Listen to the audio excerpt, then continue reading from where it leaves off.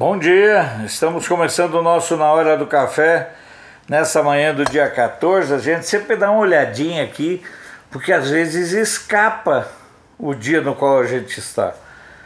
É uma profusão de mesmice, de desinformação, de uma luta constante de tentar clarear, esclarecer o que está acontecendo.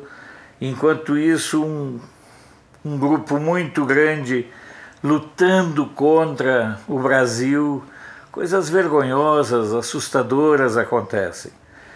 Ontem à noite, enquanto a gente estava trabalhando, vocês podem não acreditar, mas tinha uma live do Lula e da Dilma. Duas das figuras mais diretamente responsáveis pelo caos deste país. Porque a Dilma esteve 6 anos no governo, o Lula ficou 8. E não fizeram nada além de roubar. Não fizeram nada além de destruir as empresas públicas. Não fizeram nada além de corrupção e tráfico de influência. Saneamento básico, nada. Infraestrutura urbana, moradia, Minha Casa Minha Vida é uma piada. E essas figuras, esse povo da esquerda que ficou mamando, roubando, dilapidando durante todos esses anos, fazem umas lives para criticar a situação política nacional, para dizer o que precisa ser feito. Deveriam estar na cadeia. São tão vermes que não lhes cabe direito de manifestar opinião. Não devem ter direito mesmo, não é uma questão de não ser democrata. Mas desde quando o ladrão e vagabundo, igual o Lula, igual o FHC, igual Dilma, Humberto Costa falando, um cara que é um verme humano, gente que só usou o governo para roubar. Esse tipo de gente vem querendo mudar o país, dar conselhos, dizer o que deve ser feito. Eles que conspurcaram toda a estrutura, todo o tecido social. Porque o pior, na minha opinião, da passagem do PT pelo poder, da esquerda pelo poder, e aí a gente precisa remontar desde a FHC, foram os 8 anos de FHC, os 8 anos de Lula, e mais os 6 anos da Dilma e os 2 anos do Temer. Ou seja, nós temos aí 24 anos de destruição que esse povo fez. E aí esse povo vem se posicionar, vem querer dar lição. Eles deveriam ter pelo menos a humildade, a dignidade, a decência de irem lá para um dos tantos lugares onde eles roubaram e ficarem quietos. E aí você observa que esse pessoal depois repercute na imprensa.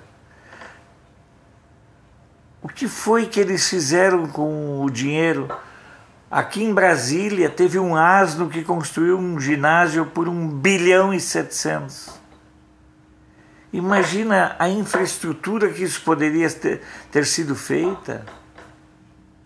Aqui em Brasília há muitas regiões com carência de infraestrutura. E falo só num caso. Rio Grande do Norte, um dos estados muito afetados, está lá. Arena das Dunas abandonada. Manaus, com seu caos, tem lá um puta de um estádio.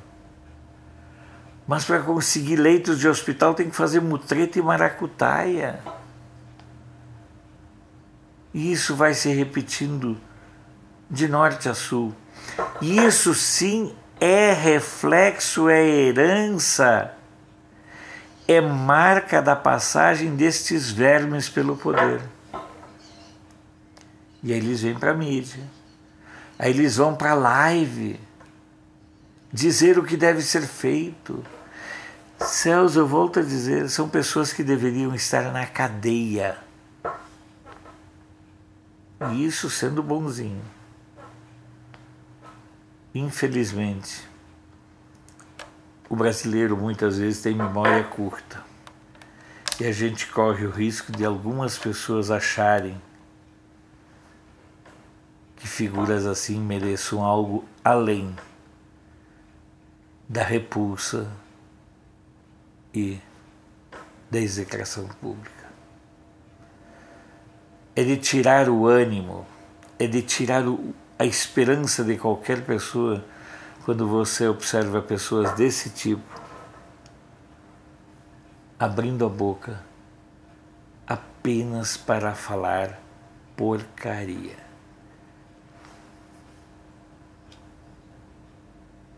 É um exercício repugnante você observar as manifestações deles. Tentei escutar, não consegui suportar mais do que 5 minutos. E tentei escutar como jornalista, mas nem como jornalista. Aquela conversa, aquele cinismo, aquela filha da putice é tragável. Se você quiser se irritar muito, olhe 2, 3 minutos. Ainda que não vá ter nenhuma novidade em relação ao que você já conhece. Mas ver o cinismo, ver a empáfia, ver a falta de pudor, como eles falam, só reforça a convicção do acerto que nós brasileiros tivemos a dar uma guinada nos destinos nossos e do país. Complicado, muito complicado. Vamos começando o nosso programa. Para nossa alegria, já passamos de 82.500 inscritos. Nossa luta é chegar nos 100 mil, né? Sem impulsionamento, só impulsionado por você. Isso é a coisa mais importante. Se você, o IETS à meia-noite está sendo muito interessante. É uma live diária de interação, de conversa, está sendo muito agradável. Se você de alguma forma puder ajudar na manutenção e no fortalecimento do canal, fortalecimento financeiro, tem as campanhas do Apoia-se, tem o Superchat e tem também o depósito na poupança, porque para nós é muito importante podermos contar com essa parceria. Eu sempre digo, o mais importante é a gente conseguir manter o canal ativo e a gente ainda quer dar uma avançada e também transformar o canal de Brasília.com.br num canal de notícias, de informação. Daí você vai ter num só espaço todas as redes sociais, em um só espaço o acesso aos vídeos e, lógico, ele será um site quase que um organizador. Você entra lá, quer acessar o Twitter, clica lá e ele te redireciona para o Twitter e assim por diante. A ideia é a gente ter um site agregador do canal de Brasília, mas a coisa vai devagarzinho porque tudo isso demanda investimentos e principalmente demanda um ajuste operacional que nós hoje não temos condições de fazer também por conta da pandemia histérica do coronavírus. Vamos passar direto aqui para as manchetes e vamos lembrar o seguinte: Correio do Povo. Massa de ar frio permanece, mas quinta-feira será mais amena no Rio Grande do Sul. Gazeta do Sul, campanha do agasalho começa nesta sexta-feira em Santa Cruz. Lá começa a bater o frio também, né? Jornal NH, para calçadistas 2020 será um ano de sobrevivência, afirma líder sindical de 2 Irmãos. Notícias do dia, governo de Santa Catarina avaliará a retomada do transporte coletivo nesta quinta. A expectativa maior é de que o transporte coletivo no estado seja retomado na próxima segunda-feira, mas o prefeito de Florianópolis já falou que não vai retomar. Gazeta do Povo, missas com a presença de fiéis são retomadas em pelo menos 3 estados. Folha de Londrina, município registra queda de 31% na arrecadação de abril. E maio vai ser pior. Diário dos Campos, Prefeitura de Ponta Grossa adia o processo de concessão dos terminais rodoviários urbanos. Jornal do Comércio, Estados Unidos diz que hackers chineses tentam roubar pesquisas sobre vacina para coronavírus. Eu não duvido, porque pensa não é o povo, pensa um governo filha da puta, esse governo chinês. Mata cristão, dissemina um vírus desses pelo mundo, quer roubar pesquisas. O governo da China, comandado pelo Partido Comunista Chinês, é símbolo do que há de mais pérfido em nosso país. E dizer que tem gente dentro do nosso governo que bajula e baba por esse povo. O Fluminense de Niterói, pesquisa mostra que casos confirmados são 35% dos sintomáticos. Folha Vitória, Transcol deixará de aceitar pagamento em dinheiro a partir de domingo. A medida tem como objetivo retirar o dinheiro de circulação de dentro dos ônibus. Eu acho que é muito útil você pagar com cartão. Eu, inclusive, sugeri para um amigo meu que tem uma dessas maquininhas, opera uma dessas maquininhas de crédito, que ele entrasse em contato com as prefeituras para fazer o débito. O cara passaria o cartão de débito. Ele disse, olha, até depois disso ele me encontrou, eu até fui atrás de alguns administradores, mas o que eles cobram de propina para implantar um sistema desses, ou seja, você poderia pegar seu cartão de crédito ou débito, passava lá na maquininha o valor, né? Seria muito mais útil. Você terminaria com os roubos em dinheiro, você aumentaria o espaço. Ah, mas vai desempregar os cobradores. No fluxo, no resto do mundo já não existe mais cobrador. Cobrador ainda é uma criação bem brasileira. A tecnologia é para melhorar a vida das pessoas. Jornal Extra de Alagoas, IBGE aponta o estado como um dos piores na distribuição de respiradores.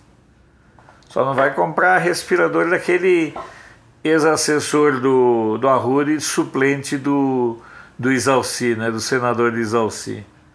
Aí o segundo suplente, o primeiro não. Aí vai ficar feia a coisa, né? Aí você recebe um respirador que não serve para ser usado em UTI. Tá cada farra nesse país. Olha, você manter a serenidade. Lendo as notícias, vocês não imaginam o exercício que você precisa fazer para manter a serenidade quando você começa a ler a notícia. Porque eu não leio só uma notícia de cada site. Eu preciso ler e ver várias para ver aquela que realmente vale a pena.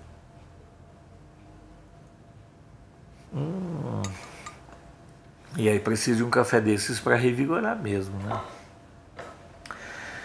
Tribuna do Norte. Sem retomada, obra da Oiticica deve demitir 350.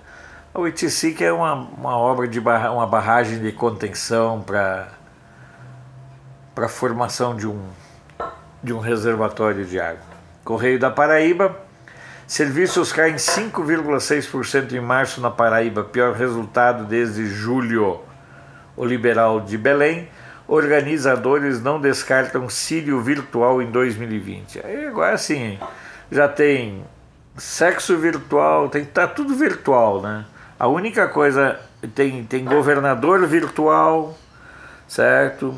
E agora a única coisa real parece que é o vírus chinês, né? Que na minha opinião é o grande enigma virtual.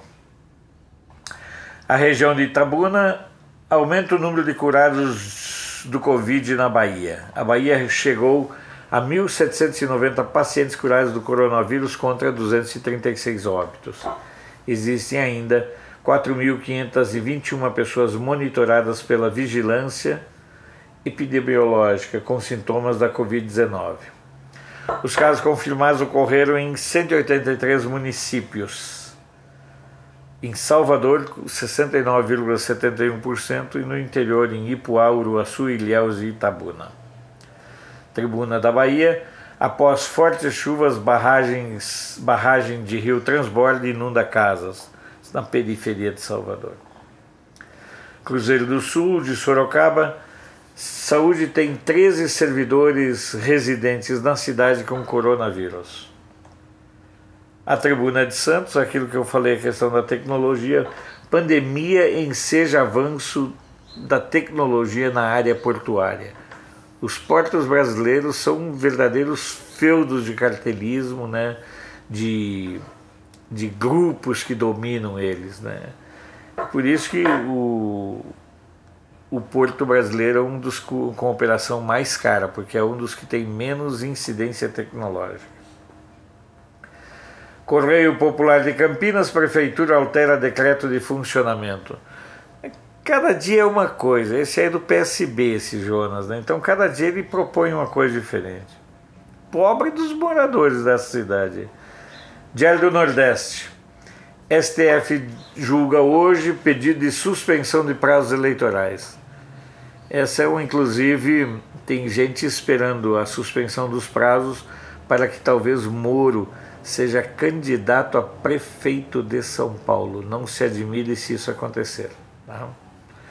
Ou de São Paulo ou de Curitiba. Ele vai tentar.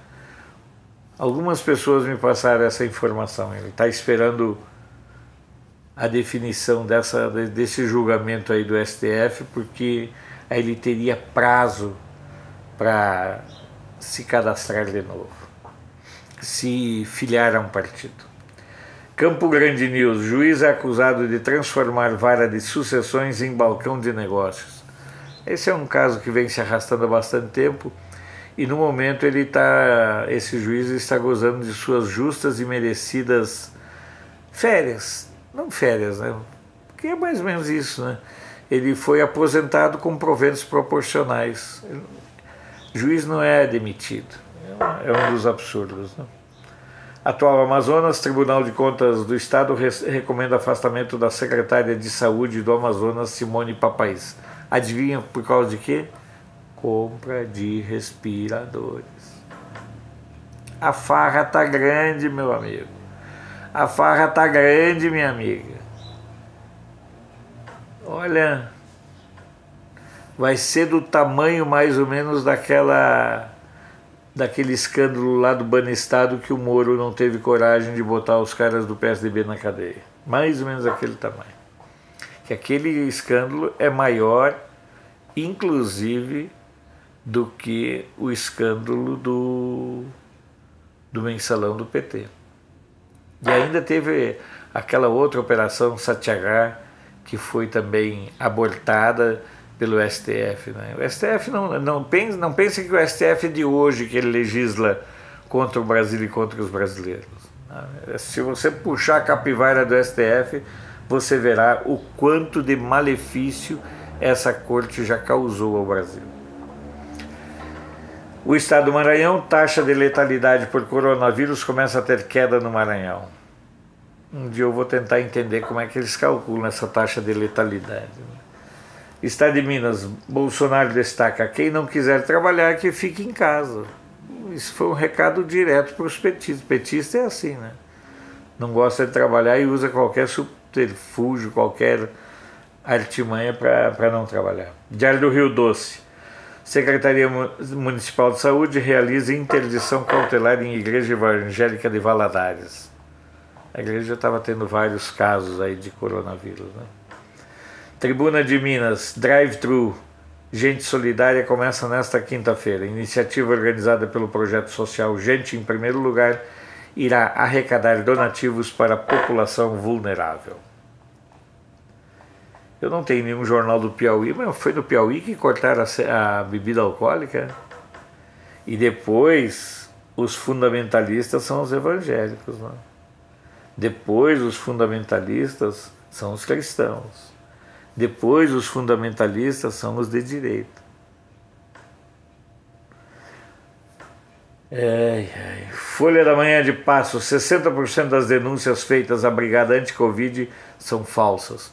Deve ser mais ou menos o mesmo número de laudos que são falsos também. Já está acontecendo aquilo que eu denunciei num comentário. Familiares já estão tendo problemas para receber o pagamento da indenização de seguradoras, porque no atestado de óbito está aparecendo Covid. E há numa cláusula, em todo o seguro de vida, há uma cláusula dizendo que se você morreu por uma pandemia reconhecida pelo governo, a seguradora não tem responsabilidade em arcar e pagar a sua indenização. E já estão acontecendo casos assim em vários estados. Eu alertei, lembro que no dia, inclusive, a representante de uma corretora disse: não, isso nunca vai acontecer. Vai e vai piorar. Triângulo Notícias: comércio em Minas recua 2,1% em março. Diário de Uberlândia: Justiça determina ampliação do horário de atendimento de bancos em Uberlândia e Araguari. Mandaram um abraço para o pessoal de Araguari, né? Os amigos e parentes de lá, né? Jornal da Cidade Online: quem tem esteira na sala? Lacombe detona isolamento classe alta defendido por colunista da Folha e por Vera Magalhães. Eu não vejo esse pessoal, daí eu fui olhar essa matéria do Lacombe e ele colou o post dessa figura. Celso, como é que alguém consegue ser tão estúpido humanamente como a Vera Magalhães? Como é que alguém consegue ser tão... O que você quer que eu diga a palavra mesmo? Consegue ser tão verme humano. Não era essa palavra, era pior, mas eu não falei por causa dos seus ouvidos. De Brasília: em 2 semanas, número de mortes por Covid dobra em São Paulo. Brasil sem medo, Obamagate tem tudo para ser o maior escândalo presidencial desde Watergate. Misto Brasília: Congresso aprova reajuste para PM, Civil e Bombeiros do DF. Uma passada pelas agências, sites e jornais pelo mundo. É por isso que o Ibanez está tão puxa-saco do Bolsonaro, né? Porque com isso aí ele praticamente quer garantir a eleição dele para senador em 2022.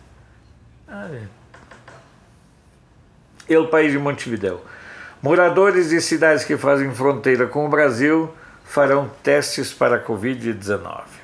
O Mercúrio do Chile: quarentena na Grande Santiago busca reduzir novos contágios a 1.500 por dia e recuperar o controle da pandemia. Lá é quase um lockdown lá. Tô esperando alguém ser registrado com o nome de lockdown. Todo Notícias: comércios é da Argentina. Comércios, bares e restaurantes em Mendoza, Jujuy e Salta voltam a funcionar. Eu já disse aqui que a característica demográfica da Argentina é muito diferente da nossa, né? Mendoza é uma cidade aí de 1 milhão, nem isso, de habitantes, né? Vamos continuar aqui. Andina do Peru: governo, Ministério da Saúde lá, elevará a 65 anos para que um trabalhador seja considerado parte do grupo de risco. Uhul! Tô fora do grupo, né? Nós estamos, boa parte, muitos dos que acompanham aqui, né? Na verdade, já há um conceito dentro das sociedades de geriatria definindo os outros padrões. Mas vamos manter os cuidados independente da idade, né? Deutsche Welle: Coronavírus pode nunca ser erradicado, alerta OMS. Essa talvez seja a notícia mais assustadora. Então, para que vai essas quarentenas todas que estamos fazendo são para quê? Rádio França Internacional, estudo aponta que mais da metade dos doentes de Covid-19 na Europa não tiveram febre. NHK do Japão, governo pode suspender estado de emergência em províncias sob alerta especial. RTP, Rádio Televisão Portuguesa, ora pois, empresas de menor dimensão têm sido as mais afetadas pela pandemia. Menor dimensão é micro e pequenas empresas. Basicamente, aí eles fizeram uma matéria muito legal sobre restaurantes, né? Não só em Lisboa, mas em várias partes do país. Itália dará 500 euros para cidadãos fazerem turismo interno.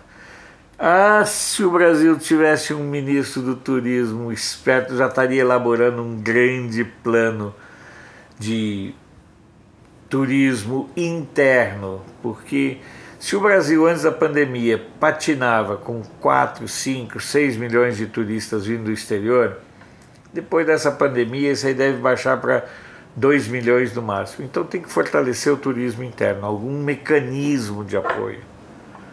No entanto, a gente não ouve falar nada, né? Financial Times, plano do Reino Unido para cortar tarifas agrícolas dos Estados Unidos gera brigas ministeriais. O Reino Unido já não está mais na Europa, agora ele vai começar a estabelecer parcerias comerciais com outros países. É uma boa alternativa para o Brasil. La Vanguardia de Barcelona, lá de Barcelona, Barcelona e sua área de influência não passarão na segunda-feira para a fase 1 de saída do isolamento, porém haverá avanços. Agência Brasil, MEC prorroga a autorização para cursos à distância. E eu tenho visto muitas ações, muitos artigos, né, contra, os sindicalistas são contra a EAD. A UNE é contra a EAD, sabia? Ensino à distância. As entidades estudantis são contra. As entidades de professores, sabe por quê? Porque termina o patrulhamento, porque termina a possibilidade das aulas virarem verdadeiras nhacas, porque as aulas são gravadas.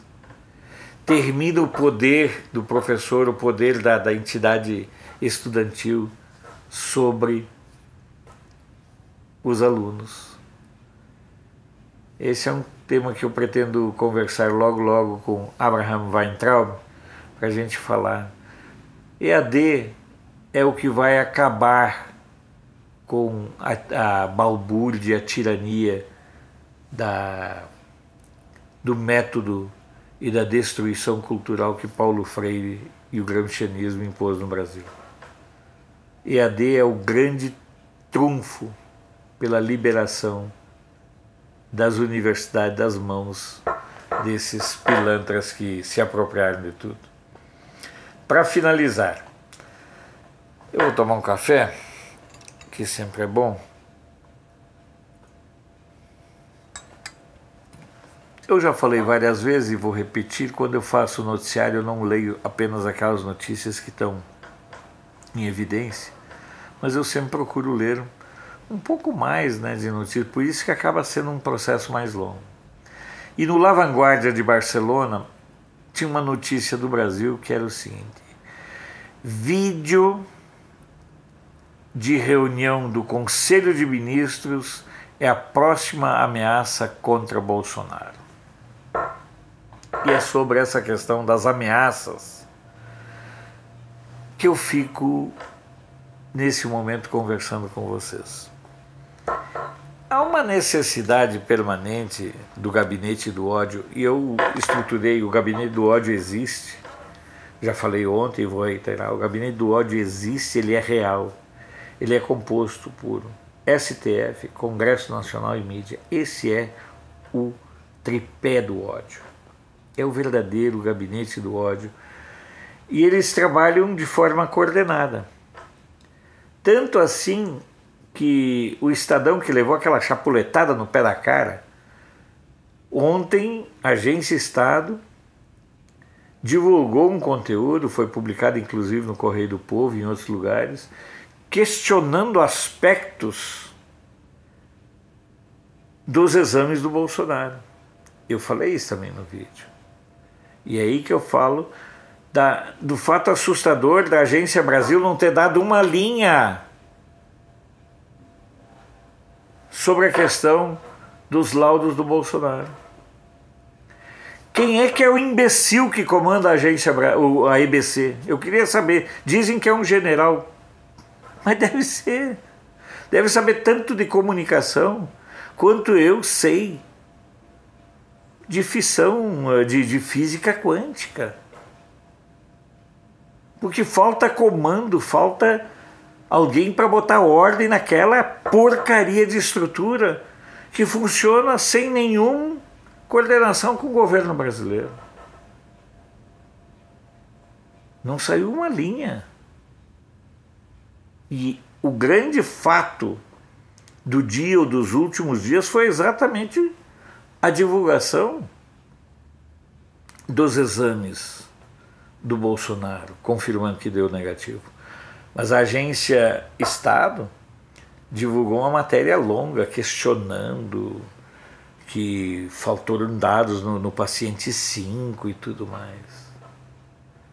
A Agência Brasil precisa ser reformulada pelo governo e precisa começar a ser uma agência a serviço da informação, não da manipulação da informação como ela está fazendo hoje. Então, quais serão as próximas crises que serão criadas pela mídia? Eu elenquei 3, basicamente, né? A questão do crescimento do número de mortes, e ontem o Mandetta deu entrevista para a CNN nos Estados Unidos falando mal do Brasil. Logo um estúpido desses, né? Que sabia das coisas que estavam acontecendo e não agiu com antecipação. Não foi para a televisão e dizer assim, ó, temos que cancelar o carnaval. Não pode mais ter jogo de futebol. Pô, teve Grenal com 50 e poucos mil pessoas em Porto Alegre. Teve quantos jogos do Flamengo, jogos em São Paulo, com grandes quantidades. E o carnaval, então. Então, o aumento dos casos vai ser uma pauta permanente. Mas assim, a chantagem agora vai estar centrada no vídeo da reunião e, em um segundo momento, a questão dos gastos do cartão corporativo. Eles entrarão na justiça, essa foi a informação que eu tive ontem à noite, entrarão na justiça para exigir que o governo, que a presidência da República divulgue o extrato pormenorizado dos gastos do cartão de crédito, do cartão corporativo da presidência da República. Essa será a próxima batalha que eles vão travar. Ou seja, já não respeito mais privacidade do presidente, não respeito mais nada. Como bem alguém colocou, será que não estaria na hora de também começar a ser feito algum outro exame assim sobre índice toxicológico em certas figuras desse gabinete do ódio? Eu estou assustado, mas não entrego os pontos. Eu estou preocupado, mas não entrego os pontos. Porque se de um lado todas essas ações colocam pressão sobre o governo, de outro lado, todas essas ações servem para revelar, para mostrar a nós o quanto é importante que estejamos ali, para e passo, apoiando o governo. Porque nós estamos com 17 meses de governo e nenhum caso de roubo. Isso é inédito. Porque eu digo, Quando o FHC assumiu em 94, poucos meses depois começou a roubar, a roubalheira começou. Tráfico de influência e tudo mais. Lula nem se fala. Ele começou a pagar o mensalinho para os deputados em fevereiro de 2003. Então, nós estamos com um governo que está há 17 meses sem nenhuma denúncia de roubo. Eles vão pegar essas filigranas. E o que é assustador, e a gente percebeu isso nessa madrugada, que eles estão usando a estratégia de entrar nas lives do campo conservador e mas o Bolsonaro está me decepcionando. Decepcionando em quê? Só existem 3 situações que Bolsonaro realmente me decepcionaria. Se houvesse denúncia de roubo no seu governo com o conhecimento e a aquiescência dele, como aconteceu nos governos do Lula, da Dilma, do Temer, do FHC e de todos os demais. Se ele, em algum momento, deixasse de ser um defensor do direito ao cidadão de andar armado. E terceiro, se ele deixasse de ser um homem temente a Deus. Aí sim eu deixaria de apoiá-lo. Mas por conta dessas picuinhas, mas por conta dessas situações que acontecem, me desculpe, mas eu estou cada vez mais convicto do acerto do meu voto em 2018 e cada vez mais convicto do voto que antecipo para 2022. Até agora, Bolsonaro não tem me decepcionado em nada. Até agora, e eu sei que será assim, Bolsonaro me representa. Vamos encerrando o nosso Na Hora do Café e nos encontramos de novo amanhã para mais uma troca de notícias, de informação e de energia, porque a peleja vai ser grande, constante e permanente até o final de 2026. Um bom e abençoado dia a todos e até lá.